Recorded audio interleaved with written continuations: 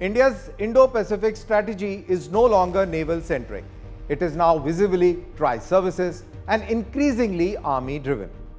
During his visit to Australia from February 16th to the 19th, Army Chief General Upendra Dwivedi held extensive discussions with senior Australian defence leadership to review bilateral military cooperation, expanding army-to-army engagements. This visit marks a deeper alignment between two key Indo-Pacific democracies.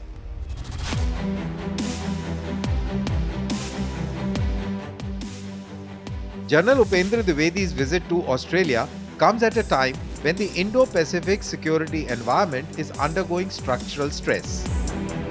In Canberra, far from Himalayan frontier, India's strategic geography is quietly expanding. When General Upendra Dwivedi met Australia's senior defence leadership, the message was subtle but unmistakable. The Indo-Pacific is no longer just a maritime conversation. India and Australia elevated ties to a comprehensive strategic partnership in year 2020. Much of the focus since then has been maritime, especially within the Quad framework.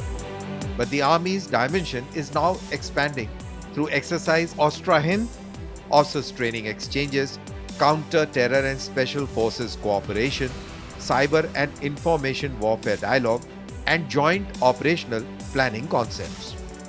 For years, India and Australia built their security partnership around naval cooperation, Quad summits, Malabar exercises, maritime domain awareness, but today the land dimension is coming into sharper focus.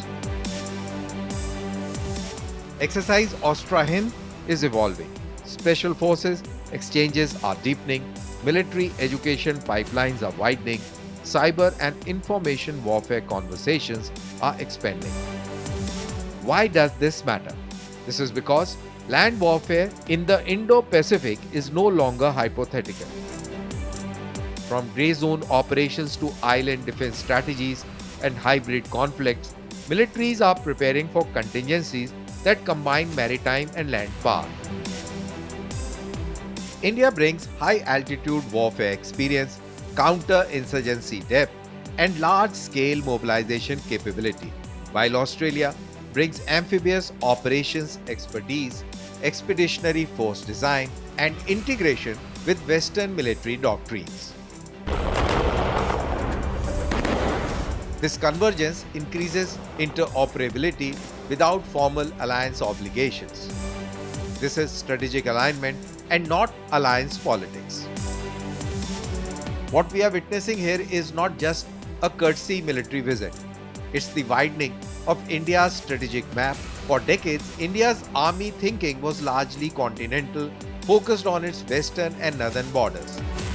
But the Indo-Pacific reality is changing that orientation. Land forces are no longer confined to territorial defense.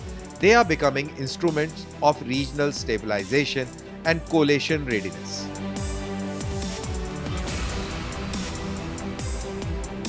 The India-Australia Army engagement signals three things. First, interoperability is being institutionalized, not improvised during the crisis. Second, India is preparing for multi-domain contingencies that extend beyond the Himalayas. Third, democratic middle powers are building flexible partnerships without entering formal alliances. In an era of grey zone warfare and contested maritime spaces, land power still matters, especially for island security, logistic hubs, and expeditionary reinforcements. India is not abandoning its continental priorities, it is expanding its strategic horizon, and that expansion is deliberate.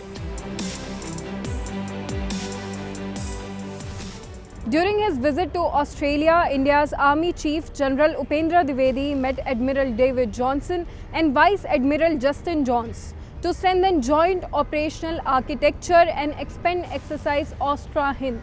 The focus was clear: deeper interoperability, stronger special forces cooperation, and structured cyber coordination. This marks a shift from largely maritime engagement to serious land domain alignment. In a stressed Indo-Pacific security environment, these army-to-army ties shows how democratic middle powers are reinforcing regional stability without entering formal alliances. This is not a treaty, it is something more flexible, strategic convergence. In an Indo-Pacific marked by uncertainty, two democracies are quietly building operational familiarity. And sometimes familiarity itself is a deterrence. From Canberra to New Delhi, the message is clear. India's land power is now part of its Indo-Pacific calculus.